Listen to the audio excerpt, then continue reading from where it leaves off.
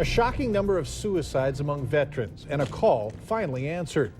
Good evening, everyone. Thanks so much for joining us tonight. It's what veterans groups have been fighting for. And after years, a step in the right direction to reduce the alarming number of suicides after combat. Now, it's estimated that about 22 service members take their lives each day. And now a bill sponsored by both North Dakota and Minnesota lawmakers is on its way to President Obama's desk that they hope will reduce that number. Valley News Team's Krista Boehm takes a look at why and how the bill could help.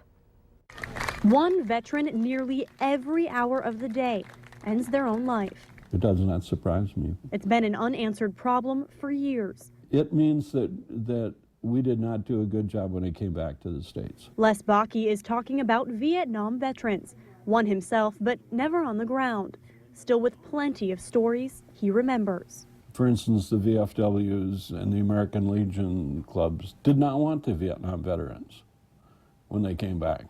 And the biggest reason is because you lost. Soldiers who came back completely and forever changed. And with the number of suicides among soldiers rising. Anything we can do will help. I think it's a little late.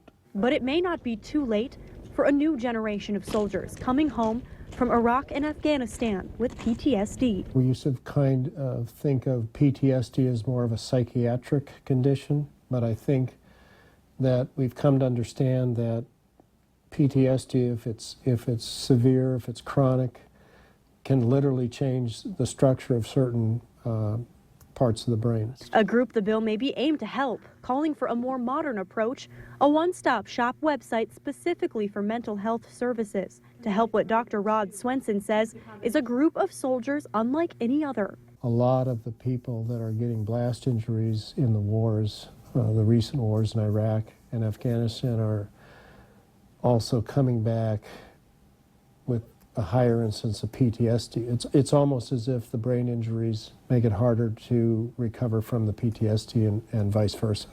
A combination that only makes treatment harder.